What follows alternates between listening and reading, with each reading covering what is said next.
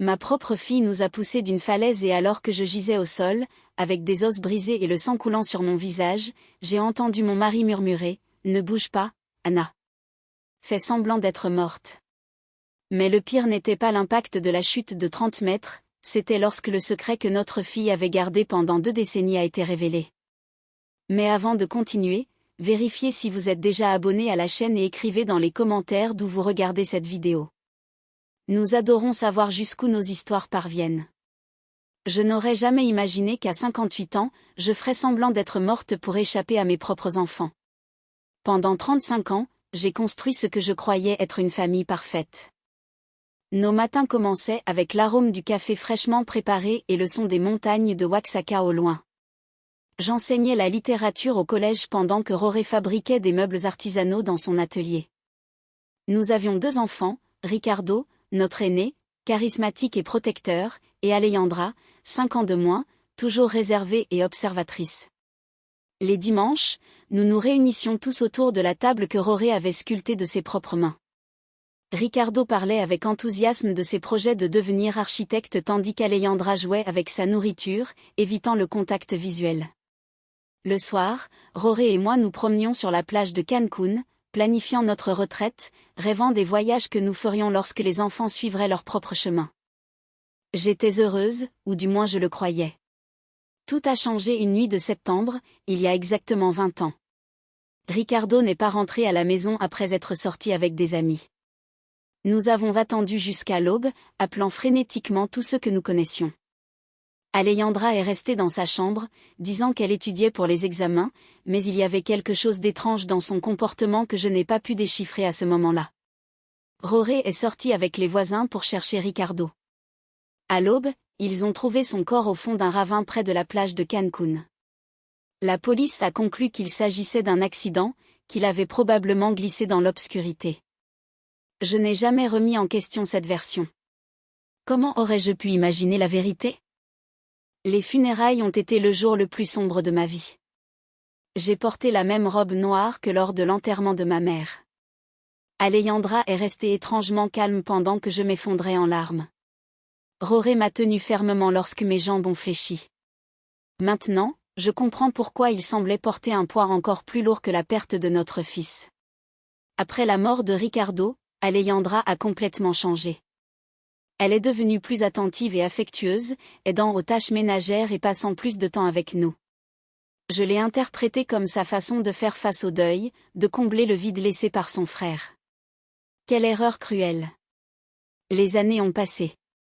Alejandra a épousé Manuel, un homme tranquille d'un village voisin, Publa. Ils ont eu 2 magnifiques enfants.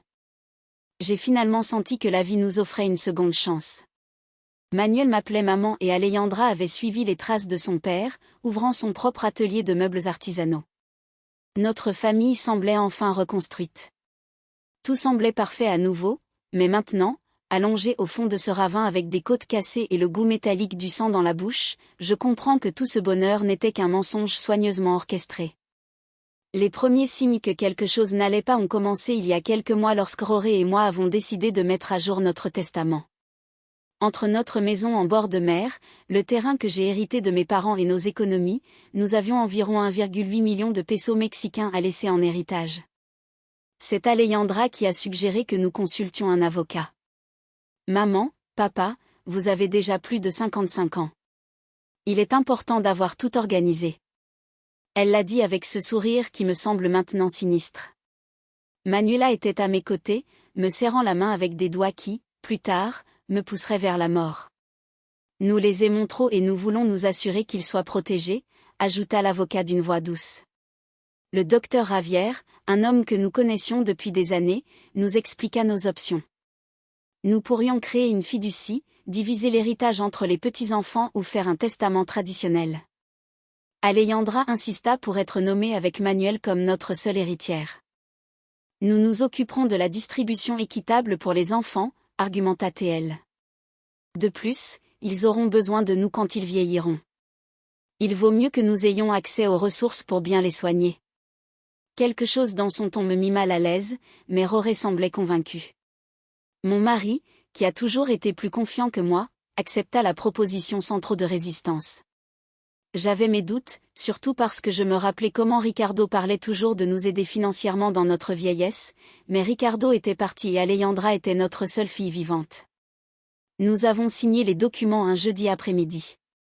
Manuel était en costume impeccable et m'a longuement étreinte après la signature. Nous sommes officiellement une famille unie pour toujours, murmura-t-il à mon oreille. Ces mots me causèrent un frisson inexplicable. Cette nuit-là, en préparant le dîner, je ne pouvais pas me débarrasser de la sensation d'avoir commis une terrible erreur. Les semaines suivantes furent étranges. Alejandra et Manuel commencèrent à nous rendre visite plus souvent, mais leur visite avait un ton différent. Ils ne venaient pas seulement passer du temps avec nous. Il apportait toujours des suggestions sur comment nous devrions améliorer la maison, quels investissements faire ou quelles assurances vie souscrire. « Maman, tu devrais penser à vendre cette grande maison et déménager dans un endroit plus petit, » dit Alejandra en examinant nos meubles avec des yeux calculateurs.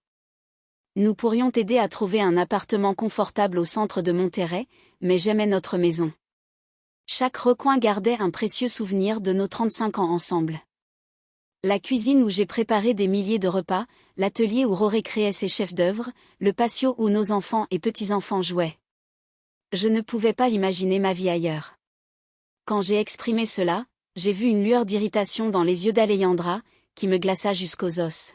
« Maman est déraisonnable, » dit-elle d'un ton qu'elle n'avait jamais utilisé avec moi. « Cette maison est trop grande pour 2 personnes de votre âge. S'il tombe dans les escaliers ou qu'il arrive quelque chose, nous ne pourrons pas arriver à temps pour aider. » Manuel hocha vigoureusement la tête. De plus, l'entretien doit coûter une fortune. Ce serait beaucoup plus intelligent de vendre maintenant, alors que le marché immobilier est en plein essor. Roré commença à considérer ses arguments, mais je ne pouvais pas me défaire de la sensation qu'il y avait quelque chose de plus derrière cette pression. Une nuit, après une autre de ces conversations tendues, je demandai à Roré s'il ne trouvait pas étrange qu'Alejandra soit soudainement si intéressée par nos affaires financières. « Anna, elle se soucie juste de nous, » répondit-il en se brossant les dents. Peut-être devrions-nous considérer ses suggestions. Nous ne sommes plus aussi jeunes qu'avant. Mais je vis quelque chose dans ses yeux, une ombre de doute qu'il ne voulait pas reconnaître. Maintenant, je sais que Roré avait déjà ses soupçons, qu'il commençait à faire des liens que je ne savais même pas exister. Les choses empirèrent quand Alejandra suggéra que nous lui donnions une procuration sur nos finances.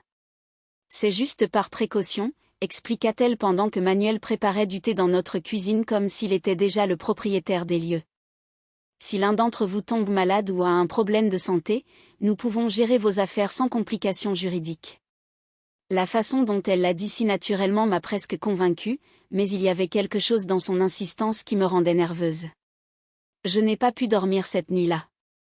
Je suis restée éveillée à regarder le plafond, écoutant la respiration de Roré à mes côtés, essayant de comprendre pourquoi je me sentais si agitée. Le lendemain, j'ai décidé d'appeler ma sœur Sofia pour lui demander conseil. Sofia a toujours été plus perspicace que moi, plus méfiante des intentions des gens. Quand je lui ai parlé de la pression d'Alejandra, elle est restée silencieuse un long moment. Anna a finalement dit, « Ne te semble-t-il pas étrange qu'Alejandra soit si désireuse de contrôler ton argent ? Je veux dire, elle a sa propre entreprise. Elle va bien financièrement. Pourquoi aurait-elle besoin d'un tel contrôle sur tes finances ? » Ces mots m'ont frappé comme une gifle. Elle avait raison. Alejandra n'a jamais montré de problème financier, n'a jamais demandé d'argent, n'a jamais donné de signe de besoin de notre aide financière. Cet après-midi-là, quand Alejandra est venue pour une autre de ces conversations sur notre avenir, j'ai décidé de l'affronter directement. « Ma fille » ai-je commencé alors que nous étions assises sur le porche. « Pourquoi est-il si important pour toi d'avoir le contrôle sur nos affaires financières ? Ton père et moi sommes encore lucides. » Sa réaction a été immédiate et révélatrice. Son visage s'est durci et pendant un instant, j'ai vu quelque chose dans ses yeux qui me rappelait une autre personne, quelque chose de froid et calculateur que je n'avais jamais remarqué auparavant. « Maman, il ne s'agit pas de contrôle, » a-t-elle répondu d'une voix tendue. Il s'agit d'amour, de soins et de responsabilité familiale, mais la façon dont elle a prononcé responsabilité familiale ressemblait plus à une menace qu'à une expression d'affection. Manuel, qui était resté silencieux jusqu'alors, est intervenu d'une voix calme mais ferme. « Anna, Nous voulons juste le meilleur pour vous. C'est douloureux de vous voir vous inquiéter pour des choses que nous pourrions résoudre facilement. Cette nuit-là, après leur départ, Rory et moi avons eu notre première vraie dispute depuis des années. Il pensait que j'étais paranoïaque, que je cherchais des problèmes là où il n'y en avait pas. J'ai insisté sur le fait que quelque chose n'allait pas, que le comportement de notre fille avait trop changé. Rory, ai-je dit en lavant la vaisselle. Te souviens-tu de comment était Alejandra avant la mort de Ricardo? Elle était différente, plus distante, plus. Je ne sais pas comment l'expliquer, mais il y avait quelque chose en elle qui me faisait peur. Mon mari a cessé d'essuyer l'assiette qu'il tenait et m'a regardé fixement. Dans ses yeux, j'ai vu quelque chose que je n'avais jamais vu auparavant. Reconnaissance. Anna, a-t-il dit d'une voix très basse, il y a des choses sur la mort de Ricardo que je ne t'ai jamais racontées. Mon cœur a commencé à battre si fort que je pensais qu'il allait sortir de ma poitrine. Les mots de Rory m'ont frappé comme un éclair. Que sais-tu sur la mort de Ricardo? Ai-je demandé d'une voix tremblante. Rory s'est lourdement assis sur l'une des chaises de la cuisine, à la même table où nous avons partagé des milliers de repas en famille, où Ricardo faisait ses devoirs et où Alejandra restait toujours silencieuse. Il s'est passé les mains sur le visage comme s'il essayait d'effacer des souvenirs qui le tourmentaient depuis 20 ans. La nuit où Ricardo est mort a commencé d'une voix étouffée. Alejandra n'était pas dans sa chambre à étudier comme elle nous l'avait dit. Je l'ai vue sortir de la maison vers 20 heures. Je l'ai suivie parce que quelque chose dans son attitude m'inquiétait. Elle se comportait de manière très étrange ces jours-ci, plus agressive, plus amère. Mon mari s'est arrêté, regardant ses mains comme si la terrible vérité qu'il avait gardée si longtemps était écrite dessus. Je les ai vus se disputer près du ravin. Anna, je les ai entendus se crier des choses horribles l'un à l'autre. Mon monde a commencé à tourner. De quoi discutaient-ils, murmurai-je, bien qu'une partie de moi ne veuille plus connaître la réponse. Rory leva les yeux et je vis des larmes dans ses yeux. Des larmes qu'il n'avait même pas versées lors des funérailles de notre fils aîné. À propos d'argent. Anna. Alejandra était furieuse parce que Ricardo était l'aîné, car selon les traditions de ma famille, il hériterait de la majorité de nos biens. Mais il y avait autre chose, quelque chose à propos d'un argent que Ricardo avait découvert. Quel argent? Demandai-je en sentant le sol disparaître sous mes pieds. Rory soupira profondément avant de continuer. Quelques jours avant de mourir, Ricardo est venu me parler à l'atelier. Il avait découvert qu'Alejandra volait de l'argent de nos économies. De petites sommes au début, mais ensuite des montants plus importants. Ricardo avait des preuves, il enquêtait depuis des mois. Mon esprit refusait de traiter ce que j'entendais. Ma fille, celle qui avait été si attentive après la mort de Ricardo, celle qui nous aidait et prenait soin de nous, nous volait depuis avant que son frère ne meure. Pourquoi ne me l'as-tu jamais dit? Lui reprochai-je à Rory en sentant la trahison se multiplier. Parce que quand je suis arrivé au ravin cette nuit-là, il était déjà trop tard, répondit-il d'une voix étouffée. Je vis Alejandra debout près du corps de Ricardo. Notre fille tremblait, pleurait et répétait encore et encore. C'était un accident. C'était un accident. Elle me regarda avec ses yeux désespérés et me supplia de l'aider. Papa, me dit-elle. Ricardo a glissé en essayant de me saisir. Je me suis juste défendue et il a perdu l'équilibre. Les larmes coulèrent sur mon visage de manière incontrôlable. Mais tu l'as cru, murmurai-je, bien que je connaissais déjà la réponse. Rory hocha lentement la tête avec une expression de culpabilité qui le tourmentait depuis des décennies. C'était ma fille, Anna. Ma fille me demandait de l'aide et Ricardo était déjà mort. Je ne pouvais pas ramener l'un à la vie en détruisant l'autre. Je pensais que c'était vraiment un accident, qu'Alejandra avait appris la leçon, qu'elle deviendrait une meilleure personne après cela. Et l'argent volé, demandai-je, ayant besoin de connaître chaque détail de ce cauchemar. Jamais, répondit-il. En fait, elle continuait à prendre de petites sommes que je faisais semblant de ne pas remarquer, car l'affronter signifierait admettre que j'avais couvert un meurtre. Je devenais son complice, Anna. Chaque fois que je restais silencieux, chaque fois que je faisais semblant de ne pas voir les comptes bancaires diminuer, je devenais plus complice. La terrible réalité commençait à prendre forme dans mon esprit. C'est pour ça qu'elle s'intéresse tant à nos finances maintenant, murmurai-je. Ce n'est pas parce qu'elle se soucie de nous, c'est parce qu'elle veut finir ce qu'elle a commencé il y a 20 ans. Rory hocha gravement la tête. Et il y a autre chose, Anna, quelque chose que j'ai découvert il y a quelques semaines. Que pourrait-il y avoir de plus, demandai-je en sentant que mon cœur ne pouvait supporter d'autres révélations. Rory se dirigea vers son bureau et prit des papiers qu'il avait cachés sous d'autres documents. J'ai discrètement enquêté sur les finances d'Alejandra. Son atelier ne va pas aussi bien qu'elle veut que nous le croyions. En fait, elle est au bord de la faillite. Elle doit plus de 400 000 pesos mexicains à plusieurs banques et fournisseurs. Les papiers tremblaient dans mes mains alors que je lisais les chiffres. Alejandra n'était pas l'entrepreneuse à succès qu'elle prétendait être. C'était une personne désespérée vivant de mensonges et d'argent volé depuis des décennies. Manuel sait-il tout cela ? Demandai-je en me rappelant son sourire calme et ses chaleureuses étreintes. Je suis sûr qu'il le sait, répondit Rory. J'ai remarqué comment elle dirigeait les conversations quand il s'agissait de notre argent, comment elle posait des questions précises sur nos économies, la valeur de la maison, nos polices d'assurance. Ce ne sont pas des questions innocentes, Anna. Ce sont des questions de quelqu'un qui calcule exactement combien vaut notre mort. Cette phrase m'a glacé jusqu'aux os. Notre mort, répétai-je dans un murmure. C'était la première fois que je considérais qu'Alejandra pourrait vouloir nous faire du mal.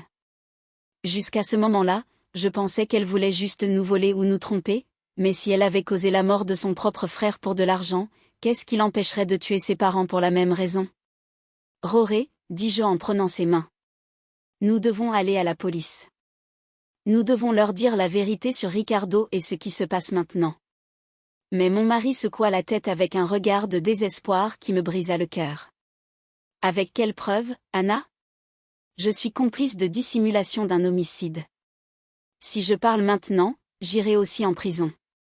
Et puis, qui croira un homme de 60 ans qui a gardé ce secret pendant 20 ans ? Il avait raison.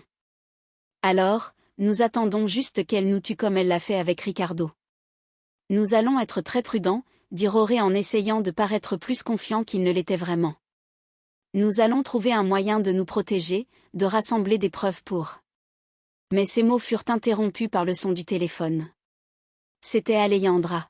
« Bonjour, maman », dit-elle avec cette voix douce qui me semblait maintenant sinistre. Manuel et moi avons réfléchi et nous pensons qu'il serait magnifique de célébrer votre 35e anniversaire de mariage avec quelque chose de spécial. Que diriez-vous de nous emmener à ce belvédère dans la Sierra Madre orientale le week-end prochain ? Nous pourrions faire une randonnée en famille, prendre des photos et passer une journée parfaite ensemble. Mon sang se glaça. Je regardai Rory, qui avait entendu la conversation et avait le même regard de terreur sur son visage. C'est une très belle idée, ma fille, réussis-je à répondre d'une voix tremblante. Mais laissez-nous y réfléchir et nous vous rappellerons demain. Après avoir raccroché, Rory et moi nous regardâmes en silence, sachant que nous venions de recevoir une invitation à notre propre exécution. Le belvédère, murmurai-je, il va nous emmener au belvédère pour nous tuer et faire passer ça pour un accident. Rory hocha gravement la tête. Cette nuit-là, nous ne dormîmes pas une minute. Enlacés dans notre lit, planifiant comment nous pourrions nous sauver de notre propre fille. Les jours suivants furent un cauchemar de terreur et de dissimulation. Rory et moi dûmes agir comme si de rien n'était lorsqu'Alejandra et Manuel vinrent nous rendre visite, souriant en parlant du voyage au belvédère, hochant la tête quand ils nous racontaient avec enthousiasme qu'ils passeraient du temps avec nous. Mais au fond, chaque fibre de mon être criait de peur. Je savais que je regardais dans les yeux de ceux qui étaient responsables de la mort de mon fils aîné et qu'ils prévoyaient maintenant de faire la même chose avec moi et mon mari, Manuel. L'après-midi du jeudi arriva avec un nouveau sac à dos et ce sourire tranquille qui semblait maintenant le masque d'un sociopathe. « Anna chérie », dit-elle en m'enlaçant avec ses bras qui bientôt me poussaient vers la mort. « J'ai acheté quelques fournitures pour notre aventure au belvédère. De l'eau, des fruits, des sandwichs, tout ce dont nous aurons besoin pour le pique-nique. » Elle me montra le contenu du sac à dos comme une enfant excitée, mais je ne pouvais penser qu'à la façon dont chacun de ces articles pourrait être utilisé pour couvrir notre meurtre. « J'ai aussi apporté ma nouvelle caméra », ajouta-t-elle en exhibant un appareil photo numérique coûteux. Je veux capturer chaque moment de cette journée spéciale. Ce seront des photos que nous garderons pour toujours. L'ironie de ces mots me donnait presque la nausée. La seule photo qu'il prendrait serait celle de nos corps brisés au fond d'un ravin, si quelqu'un nous trouvait. Alejandra est apparue avec un équipement de randonnée flambant neuf. « Papa », a-t-elle dit à Roré avec un enthousiasme fin. J'ai acheté tout le matériel nécessaire pour une randonnée en toute sécurité. Corde, lampe de poche, trousse de premier secours. Chaque mot qui sortait de sa bouche sonnait comme une moquerie cruelle. Équipement de sécurité pour planifier nos meurtres. La perversité de la situation me fit tourner la tête. N'est-ce pas un peu dangereux pour des gens de notre âge ? Demandai-je en essayant de paraître détaché tout en cherchant une excuse pour annuler le voyage. Alejandra caressa ma joue avec cette fausse tendresse qui me retournait l'estomac. C'est pourquoi nous avons choisi un sentier très facile et sûr, assura-t-elle. C'est une randonnée que même des enfants peuvent faire. De plus, Manuel et moi serons là pour veiller sur vous à tout moment. Oui, il serait là pour s'occuper de nous jusqu'au moment exact où il déciderait de nous pousser d'une falaise. Cette nuit-là, quand ils sont enfin partis, Roré et moi nous sommes assis sur notre porche, tremblants, non seulement à cause du froid de la nuit, mais aussi de la terreur absolue que nous avions contenue pendant des heures. Nous ne pouvons pas y aller, dis-je en prenant ses mains. On va inventer une excuse ? Si nous n'y allons pas, répondit Roré d'une voix grave. Ils trouveront un autre moyen de nous tuer. Peut-être quelque chose qui semble encore plus accidentel, comme un incendie dans la maison ou un cambriolage qui tourne mal. Au moins, au belvédère, nous savons ce qu'ils vont essayer de faire. Ces mots avaient une logique terrible, mais ne me consolaient pas du tout. Alors, que suggères-tu ? Demandai-je, désespéré de trouver une solution qui sauverait nos vies. Roré resta pensif quelques minutes avant de répondre. Allons-y, mais nous serons préparés. Je vais cacher mon téléphone et le configurer pour qu'il enregistre tout ce qui se passe. Si nous réussissons à survivre, nous aurons des preuves. Et sinon, sa voix se brisa. Au moins, quelqu'un saura la vérité. Vendredi soir, nous avons à peine pu toucher à notre dîner. Nous savions que cela pourrait être notre dernier repas ensemble dans notre maison, dans cette cuisine où nous avions partagé tant de moments heureux quand nous étions une vraie famille.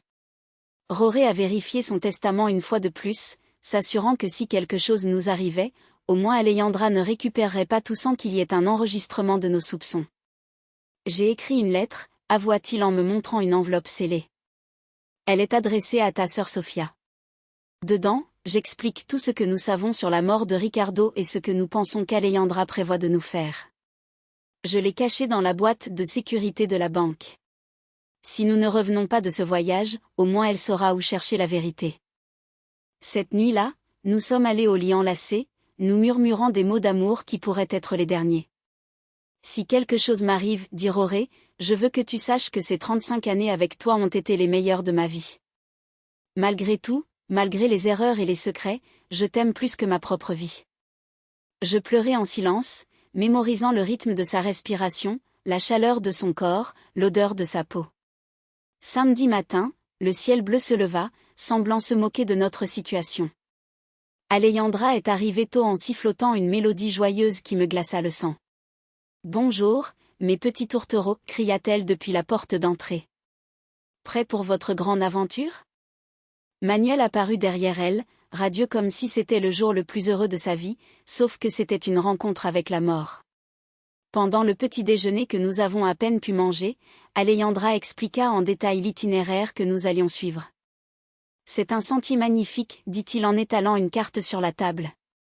Il mène à un belvédère d'où l'on peut voir toute la baie de Puerto Vallarta. On dit que la vue est spectaculaire. » Ses yeux brillaient d'un enthousiasme qui semblait diabolique. Bien sûr, les vues seraient spectaculaires, ce seraient les dernières que nous verrions de notre vie.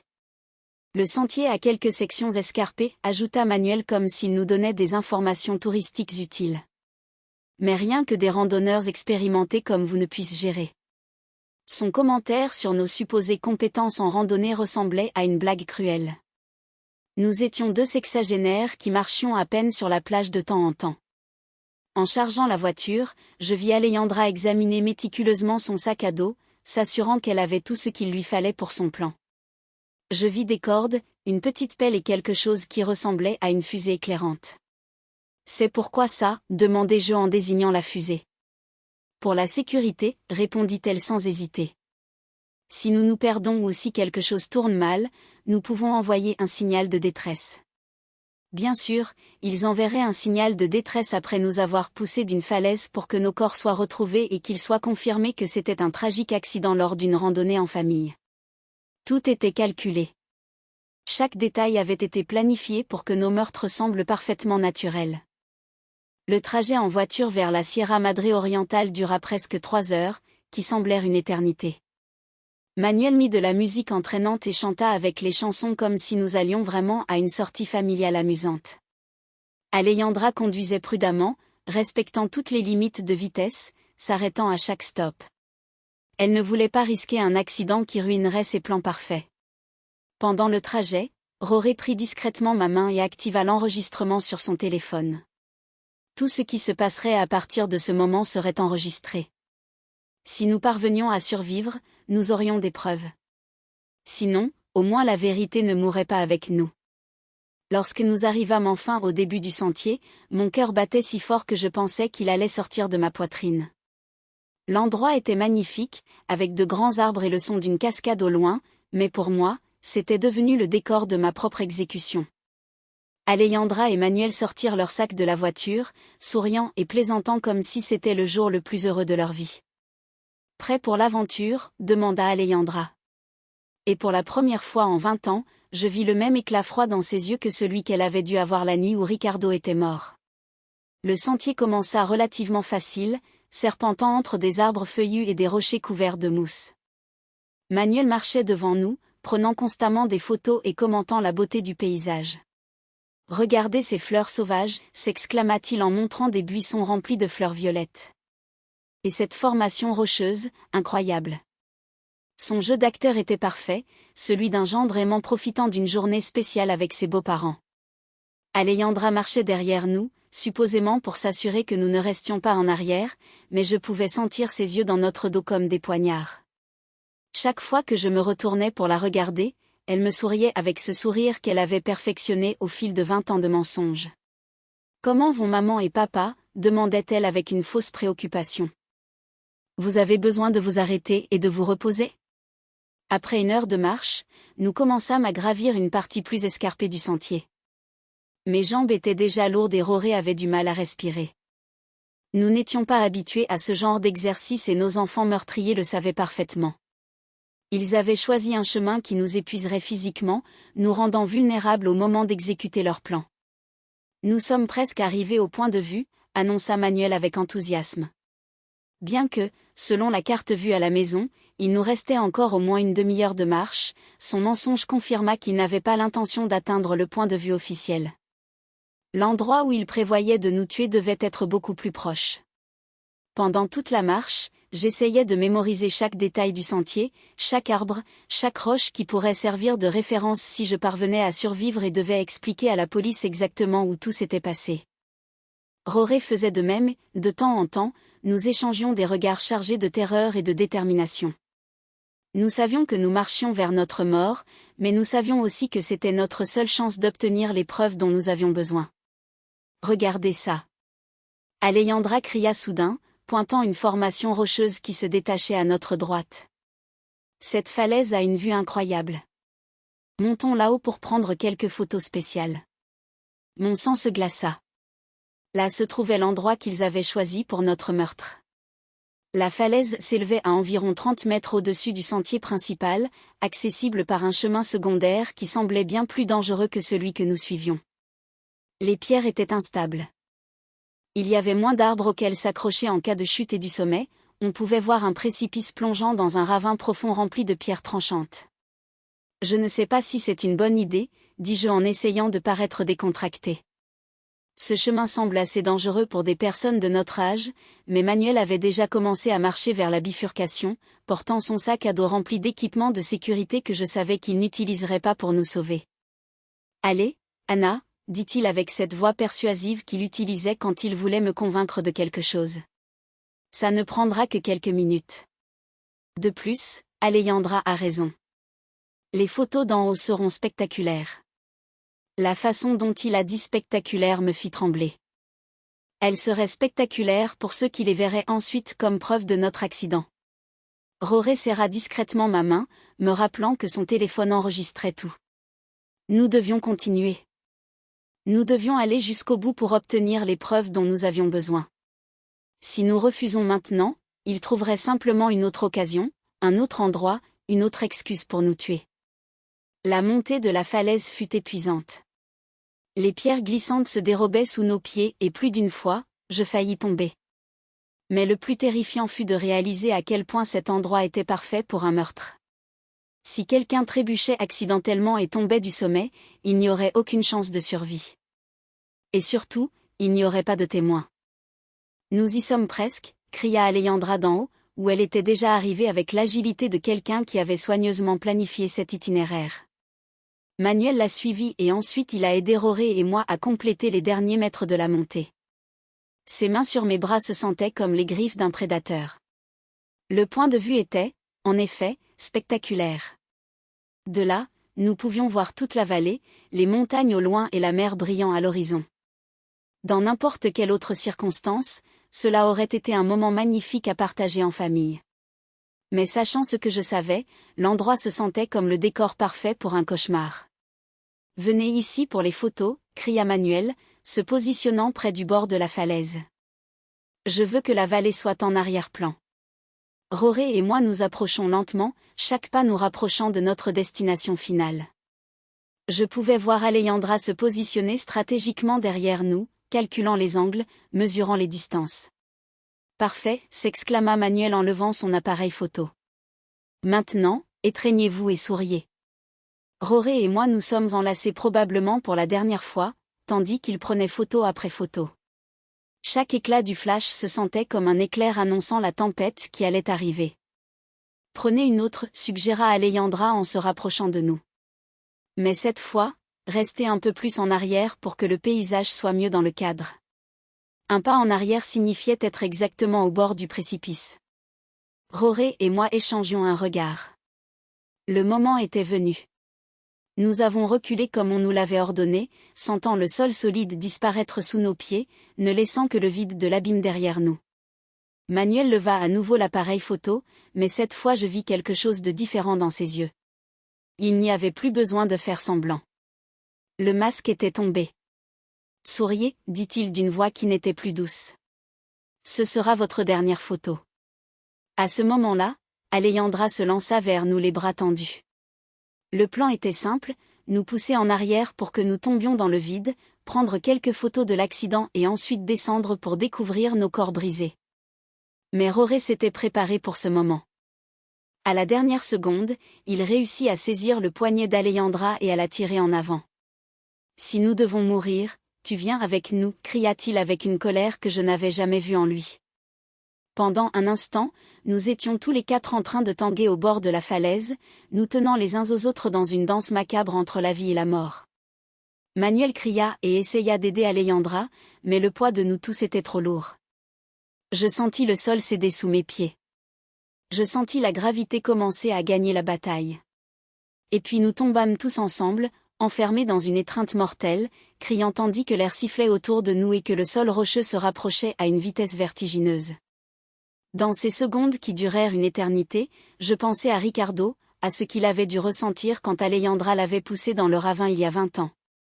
J'imaginais sa terreur, sa confusion, sa trahison en réalisant que sa propre sœur l'avait condamné à mort. L'impact fut brutal. J'entendis le horrible bruit des os se brisant, le son de mon propre corps se déchire contre les rochers. La douleur était indescriptible, mais ce qui était encore plus terrible, c'était le goût du sang dans ma bouche et la certitude qu'Alejandra avait gagné cette fois. Cette fois, il n'y aurait pas de témoin pour raconter la vérité. Mais alors j'entendis la voix de Rory, faible, mais claire. « Anna, ne bouge pas, fais semblant d'être morte. » Et je réalisai quelque chose d'incroyable. J'étais encore en vie. La douleur était si intense que je pensais que j'allais devenir folle. Chaque fibre de mon corps criait en agonie. Je sentis le sang couler sur mon visage et quelque chose de chaud et collant imbiber mes vêtements. Mais la voix de Roré résonnait dans mes oreilles comme un commandement divin. Fais semblant d'être morte. Avec une volonté que je ne savais pas que j'avais, je restai complètement immobile, contrôlant même ma respiration pour qu'elle soit imperceptible. À quelques mètres de distance, je pouvais entendre les gémissements de douleur d'Alejandra et Manuel. Ils avaient aussi survécu à la chute, mais d'après les bruits qu'ils faisaient, ils semblaient en pire état que nous. Manuel, j'entendis la voix brisée de ma fille. Ça va ? Son inquiétude pour son mari me noua l'estomac.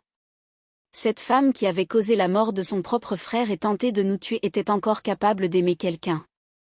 Je crois que je me suis cassé la jambe. Gémit Manuel. Ça fait tellement mal, Alejandra. Et les vieux.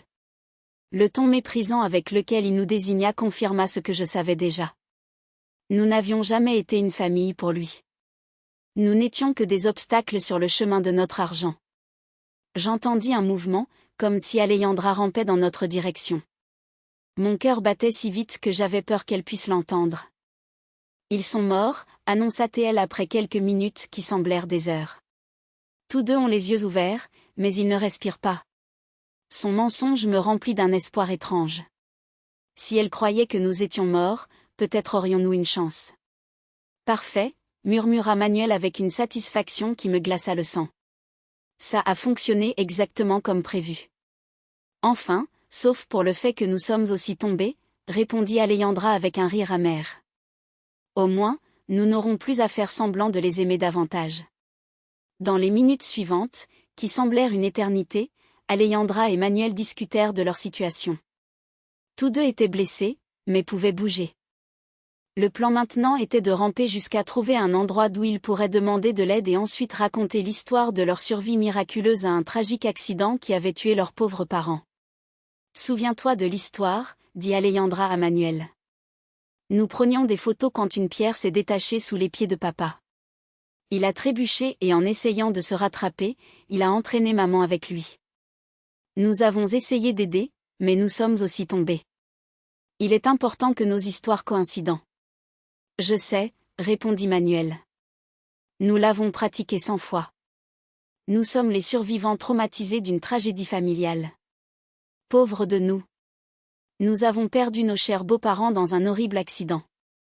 Leur jeu d'acteur était si convaincant que si je n'avais pas vécu la vérité, j'aurais cru chaque mot. Peu à peu, leurs voix s'évanouirent alors qu'ils se traînaient vers ce qu'ils espéraient être le salut. Quand le silence tomba enfin, Roré murmura mon nom si bas que je l'entendis à peine. Anna, ça va, répondis-je dans le même murmure, confirmant que j'étais vivante, mais terriblement blessée. Ma jambe droite est cassée, me dit-il d'une voix étouffée par la douleur. Et je crois que j'ai quelques côtes fracturées. Et toi ? Je fis un inventaire mental de mon corps. Je ressentais une douleur aiguë dans mon bras gauche. Ma tête pulsait comme si quelqu'un la frappait avec un marteau et il y avait définitivement quelque chose qui n'allait pas avec mon épaule, mais j'étais vivante et c'était plus que ce que j'avais espéré. Nous sommes mal en point, mais nous sommes vivants, murmurai-je. Le téléphone enregistre, mais il n'y a pas de signal ici en bas. C'était la partie la plus terrifiante de notre situation. Nous étions vivants, mais piégés au fond d'un ravin, blessés et sans moyen de communiquer avec le monde extérieur. Si personne ne venait nous chercher, nous mourrions lentement de soif, de faim ou de nos blessures. Roré, murmurai-je, avant qu'il ne soit trop tard, j'ai besoin que tu me racontes tout. Tout ce qui s'est vraiment passé la nuit où Ricardo est mort. Mon mari soupira profondément comme s'il avait attendu ce moment depuis 20 ans. Cette nuit-là commença avec une voix tremblante. Ricardo est venu me trouver dans l'atelier. Il était furieux. J'avais des papiers en main, des relevés bancaires. Il m'a montré des preuves qu'Alejandra volait de l'argent sur nos comptes depuis des mois. De petites sommes au début, puis des montants plus importants. Ricardo avait enquêté car il avait remarqué des incohérences dans nos économies. La douleur physique se mêlait à la douleur émotionnelle tandis que j'écoutais la vérité cachée depuis des décennies. Ricardo voulait confronter Alejandra ce soir-là, continua Roré. J'ai essayé de le calmer, de le convaincre d'attendre le lendemain, mais il était déterminé. Il a dit qu'il ne pouvait pas dormir en sachant que sa sœur cadette nous volait. Et tu l'as suivi, demandai-je, bien que je connaissais déjà la réponse. Je l'ai suivi parce que j'avais peur de ce qui pourrait arriver. Je connaissais le tempérament de Ricardo quand il s'énervait et j'avais aussi remarqué quelque chose d'étrange chez Alejandra dernièrement. Une froideur qui me donnait des frissons. Quand je suis arrivé au ravin, continua Roré, je les ai trouvés en train de s'engueuler. Ricardo avait les papiers en main, les agitant devant le visage d'Alejandra. « Tu es une voleuse » lui criait-il. « Tu voles nos propres parents. » Alejandra niait tout. Elle disait que Ricardo était fou, qu'il inventait des choses. Mon cœur s'est emballé en imaginant la scène. Mes deux enfants face à face dans l'obscurité, l'un accusant l'autre de trahison. Que s'est-il passé ensuite? Demandai-je, bien qu'une partie de moi ne veuille pas le savoir. Roré s'arrêta longtemps avant de continuer. Ricardo lui a dit que si elle ne rendait pas l'argent et ne nous confessait pas tout, il dirait lui-même la vérité. Alejandra est devenue furieuse. Elle a crié que Ricardo avait toujours été le favori, qu'il avait toujours eu tout facilement, qu'il était temps que les choses changent. Et alors la voix de Roré se brisa. Alejandra a poussé Ricardo. Ce n'était pas un accident. Elle l'a poussé de toutes ses forces, délibérément. Les larmes coulaient sur mon visage, se mêlant au sang de mes blessures. « Pourquoi ne m'as-tu jamais dit la vérité ?» demandai-je, ressentant un mélange de colère et de désespoir. Roré soupira profondément car quand je suis arrivé près d'Alejandra, elle pleurait, tremblait, me répétait sans cesse que c'était un accident, qu'elle n'avait pas eu l'intention de le faire. Elle m'a supplié de ne rien dire, qu'elle ne pouvait pas te perdre aussi. « Mais tu savais que c'était un mensonge » murmurai-je, sentant le poids de la trahison s'alourdir. « Oui, mais c'était ma fille, Anna, ma seule fille survivante. Comment pouvais-je la livrer à la police? Comment pouvais-je détruire ce qu'il restait de notre famille? Sa justification faisait aussi mal que mes blessures physiques et l'argent volé, continuai-je. Alejandra a promis qu'elle rendrait tout petit à petit. Elle a juré que c'était une mauvaise décision, qu'elle était désespérée, que cela ne se reproduirait jamais. Mais elle n'a jamais rendu un centime. En fait, elle a continué à voler et je suis resté silencieux car chaque jour qui passait me rendait plus complice de son crime. À ce moment-là, nous avons entendu des voix au loin. Alejandra et Manuel avaient réussi à trouver de l'aide. Bientôt, les équipes de secours seraient là et nos enfants meurtriers joueraient le rôle de leur vie. Les survivants traumatisés d'une tragédie familiale. Les voix se rapprochaient, accompagnées du bruit d'hélicoptères survolant la zone.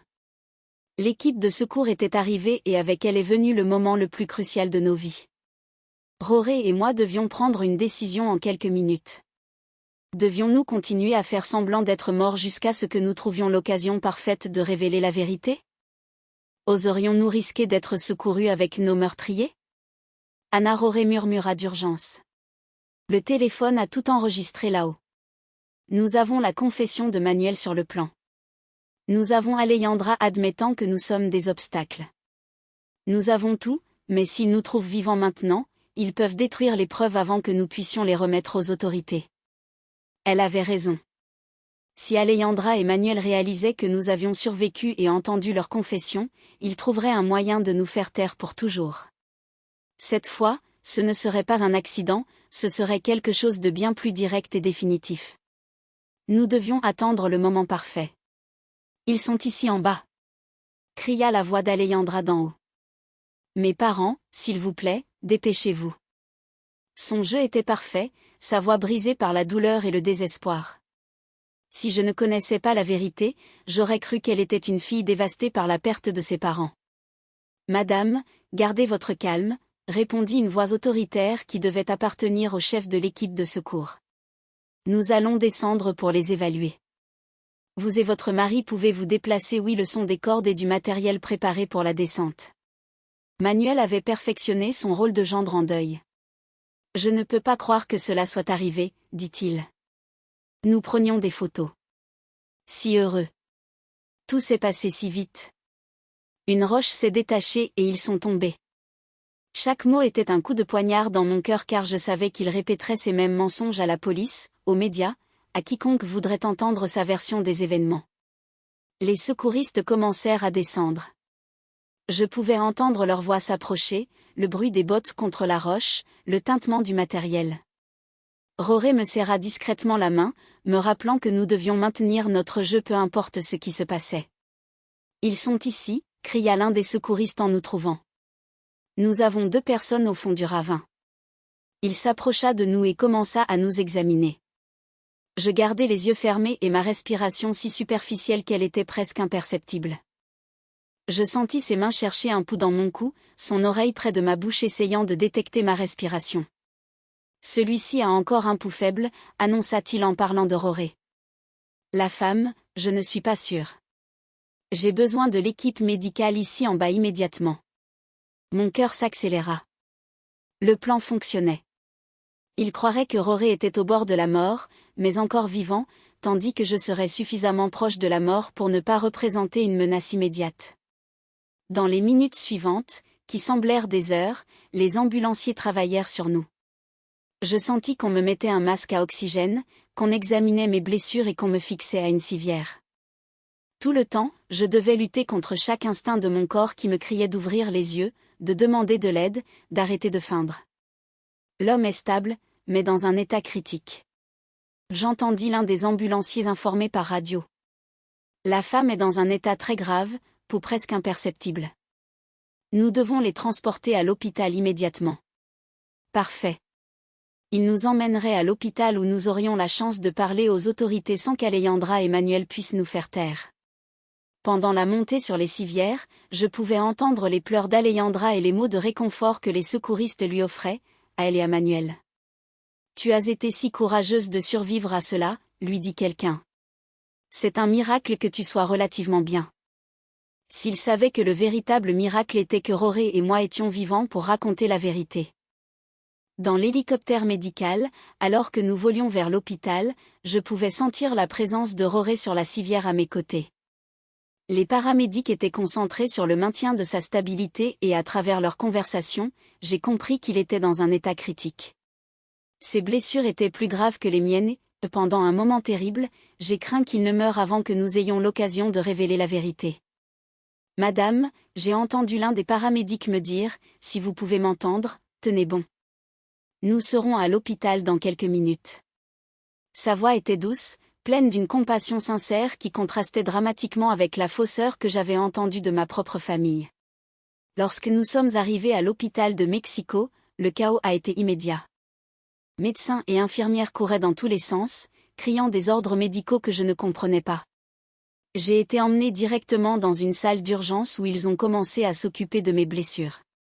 Je devais continuer à faire semblant d'être inconsciente, mais j'avais aussi besoin de trouver un moyen de communiquer avec quelqu'un en qui je pouvais avoir confiance.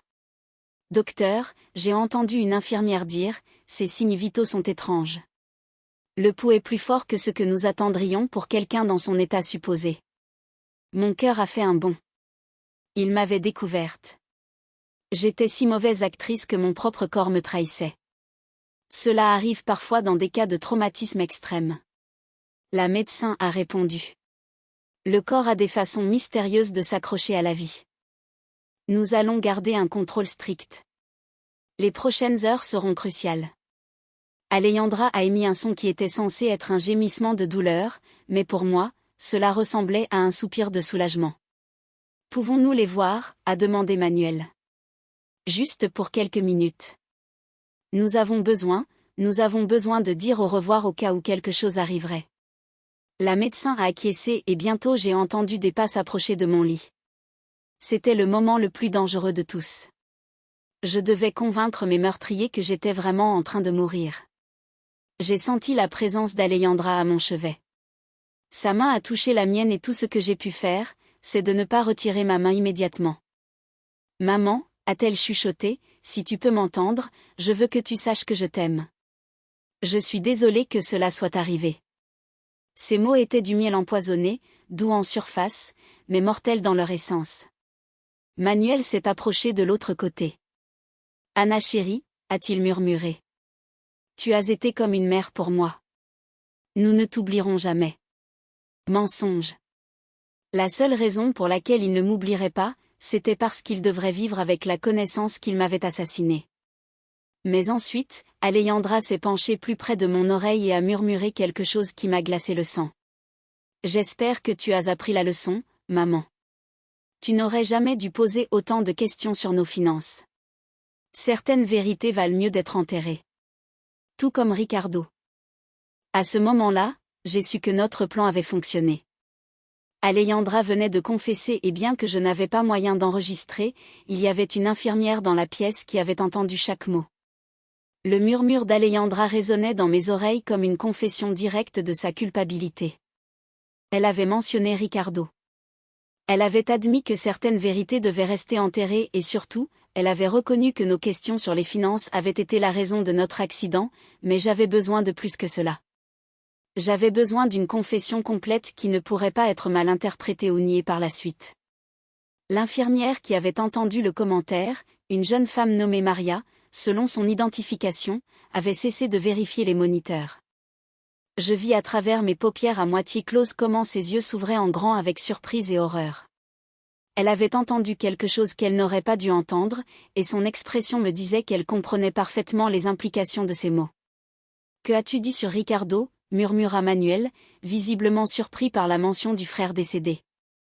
Alejandra se tendit, réalisant qu'elle avait trop parlé. « Rien, murmura-t-elle. Je voulais juste dire, eh bien, maman s'est toujours demandé ce qui s'était vraiment passé cette nuit-là. Je pense que ça n'a plus d'importance, répondit Manuel, mais sa voix était chargée de tension, et ça avait de l'importance. Et Manuel était assez intelligent pour comprendre que sa femme avait commis une erreur. Alejandra lui dit d'une voix tendue, allons-y. Les médecins ont besoin d'espace pour travailler. Je pouvais sentir la tension entre eux, la compréhension mutuelle qu'ils avaient trop parlé au mauvais endroit. Après leur départ, l'infirmière Maria s'approcha de mon lit.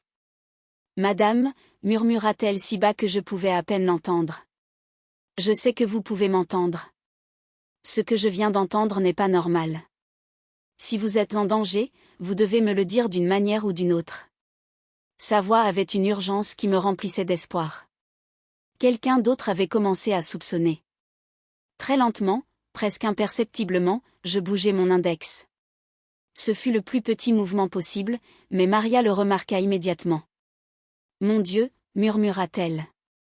Elle fait semblant d'être inconsciente. Je bougeai à nouveau mon doigt, cette fois 2 fois. « Écoutez » dit-elle en se penchant encore plus près. « Je vais faire semblant de vérifier vos moniteurs. Si vous êtes en danger à cause de ces personnes qui viennent de sortir, bougez votre doigt 3 fois. » Sans hésiter, je bougeai mon doigt 3 fois. Maria retint son souffle. « Ils vous ont fait ça ?» 3 mouvements de plus. L'infirmière s'éloigna de mon lit et fit semblant de vérifier ma perfusion tout en traitant ce qu'elle venait de découvrir. Je pouvais voir sur son visage qu'elle luttait avec la décision de ce qu'il fallait faire. Finalement, elle s'approcha de moi à nouveau. « Je vais parler à la médecin en charge » murmura-t-elle. « Mais j'ai besoin que vous continuiez à faire semblant jusqu'à ce que nous puissions vous protéger, vous comprenez ?» Je bougeai mon doigt 1 fois. Les minutes suivantes furent agonisantes. Maria sortit de la chambre et je restai seule, attendant et priant pour qu'elle croie mon histoire et prenne les bonnes actions.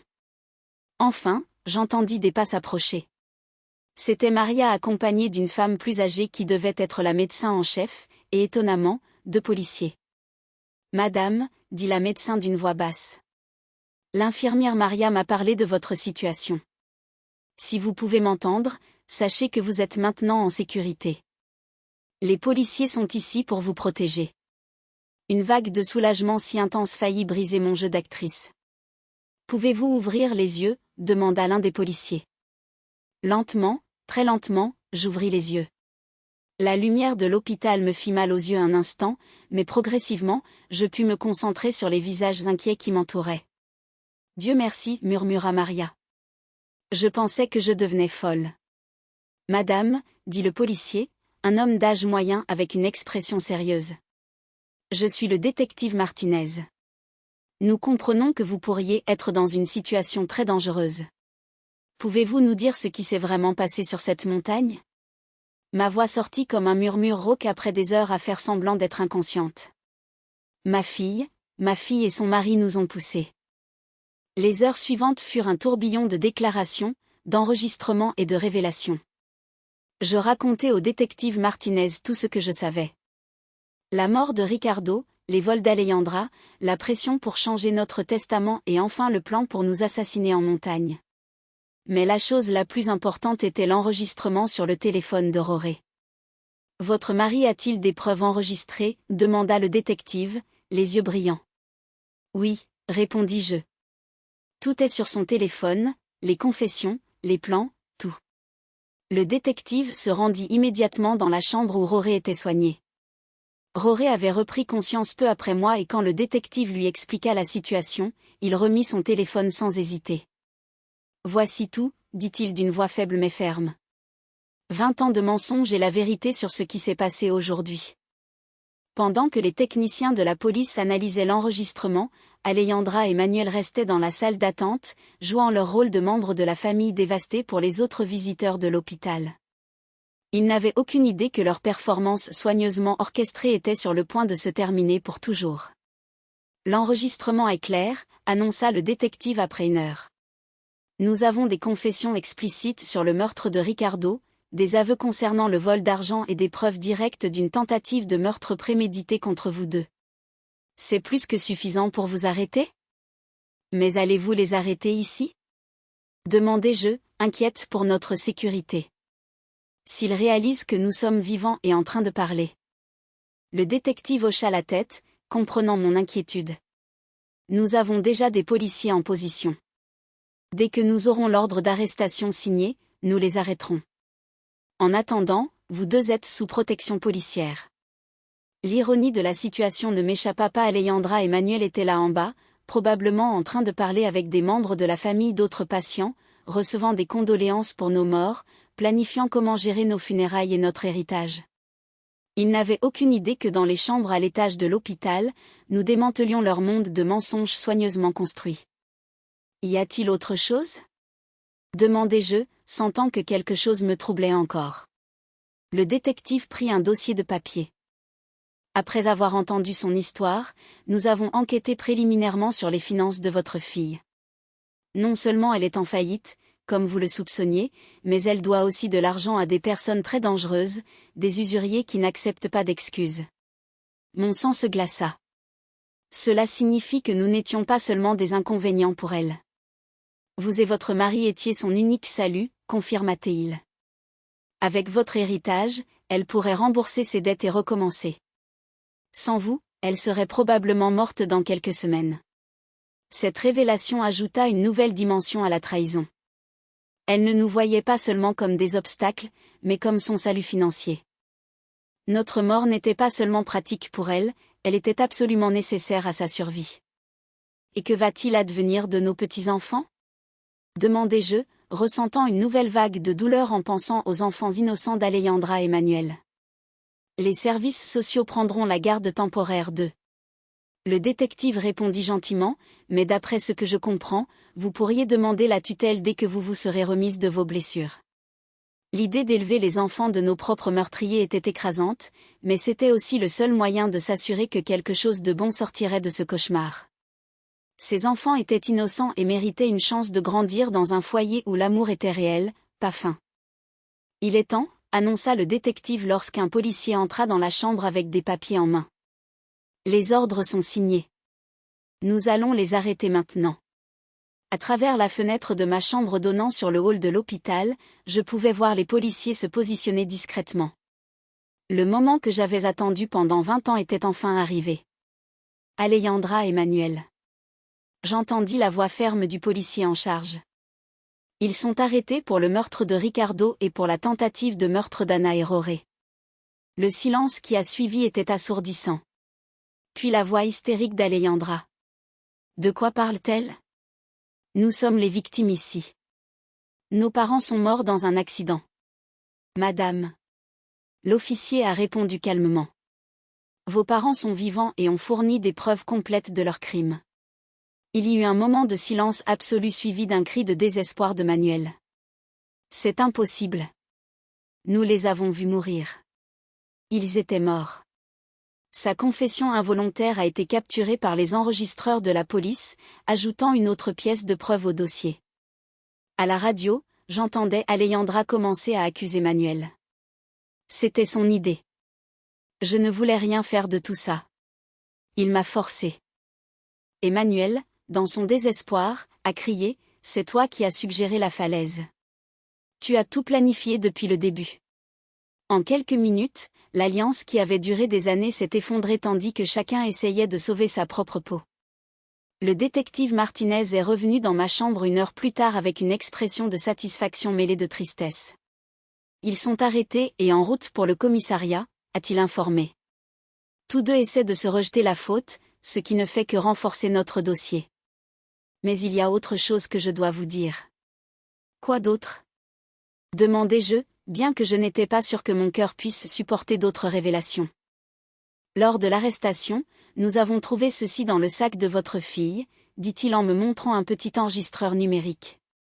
Apparemment, elle avait enregistré les conversations avec vous et votre mari ces dernières semaines, probablement à la recherche de preuves que vous soupçonniez quelque chose. Mon sang s'est glacé. Que signifie cela? Le détective soupira. Cela signifie qu'elle savait que vous commenciez à découvrir la vérité. Le voyage à la montagne n'était pas une décision spontanée, c'était une réponse directe à vos soupçons. Dans l'un des enregistrements, on peut clairement entendre Manuel lui dire « Nous devons agir vite avant qu'il n'aille à la police ». La profondeur de la planification et le froid calcul m'ont coupé le souffle. Non seulement ils avaient prévu de nous tuer, mais ils surveillaient nos conversations, évaluant le niveau de danger que nous représentions pour eux. Nous étions des souris dans un labyrinthe et eux étaient les scientifiques observant chacun de nos mouvements. Il y a une chose de plus, continua le détective, que nous avons trouvé en enquêtant sur vos finances. Votre fille ne devait pas seulement de l'argent à des usuriers dangereux, mais elle avait aussi falsifié votre signature sur plusieurs documents, essayant d'accéder à vos comptes bancaires. Si vous aviez péri dans ce ravin, elle aurait eu un accès immédiat à toutes vos ressources. Chaque nouvelle révélation était comme un coup de poignard supplémentaire.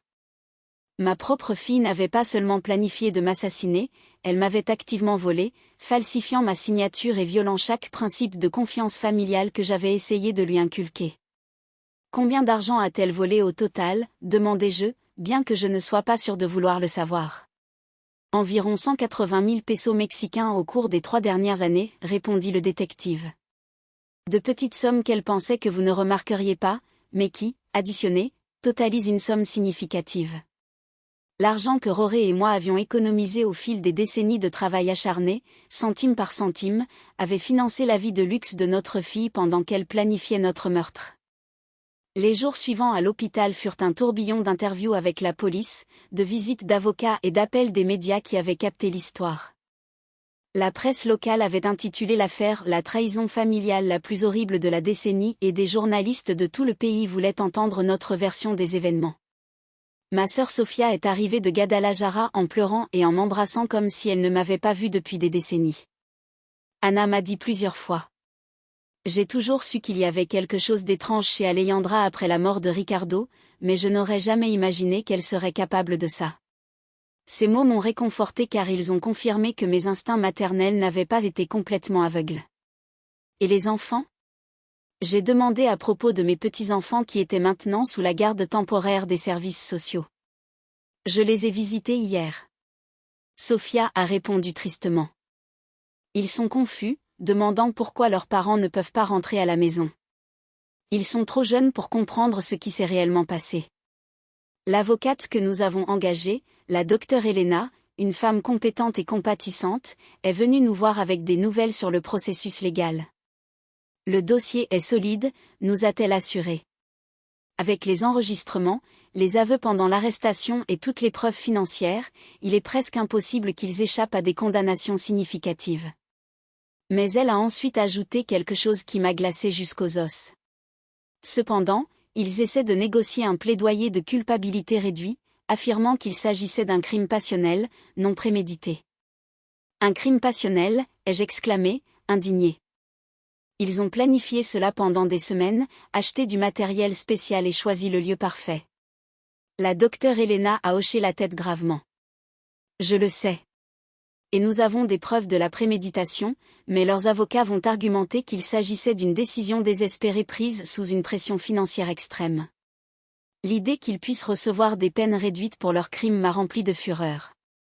Ils avaient tué Ricardo, ils avaient tenté de nous assassiner, ils avaient volé notre argent pendant des années et maintenant ils voulaient se présenter comme des victimes des circonstances. Que pouvons-nous faire pour nous assurer qu'ils reçoivent ce qu'ils méritent, ai-je demandé. Témoigner. La docteure Elena a répondu simplement, votre témoignage combiné à toutes les preuves sera crucial pour que le jury comprenne la véritable nature de ces crimes. Mais je vous préviens, ce sera émotionnellement dévastateur de faire face à votre fille au tribunal. Elle avait raison. L'idée de regarder Alejandra dans les yeux pendant le procès, d'entendre ses avocats essayer de justifier l'injustifiable, de revivre publiquement chaque moment de ce cauchemar, était écrasante, mais c'était ce que je devais faire pour Ricardo, pour nous et pour mes petits-enfants, qui méritaient de connaître la vérité sur leurs parents. 3 semaines après l'arrestation, Roré et moi avons enfin pu rentrer chez nous. Nos blessures avaient guéri suffisamment pour nous permettre de bouger, bien qu'il ait encore besoin de béquilles, et j'avais mon bras dans une écharpe. La maison semblait étrange, comme si c'était la scène d'une pièce après que tous les acteurs soient partis. Tout était exactement comme nous l'avions laissé le jour de notre promenade en famille. Les assiettes du petit déjeuner étaient toujours dans l'évier. Le lit était défait. Les fleurs qu'Alejandra m'avait apportées cette semaine-là étaient encore sur la table du salon, maintenant flétries et mortes. C'était comme si le temps s'était arrêté au moment où nos vies normales avaient pris fin pour toujours. Penses-tu que nous serons heureux à nouveau? J'ai demandé à Roré cette première nuit de retour alors que nous étions allongés dans notre lit familial. Il m'a serré dans ses bras avec son bras non blessé et a soupiré profondément. Je ne sais pas, Anna, a-t-il dit, mais nous sommes vivants. Nous avons la vérité de notre côté et pour la première fois en 20 ans, nous n'avons pas à vivre avec des secrets. Le procès a commencé 6 mois plus tard. Le jour où j'ai dû témoigner, j'ai regardé Alejandra droit dans les yeux pour la première fois depuis son arrestation. Je n'ai vu ni remords ni douleur. Je n'ai pas vu la fille que j'avais élevée.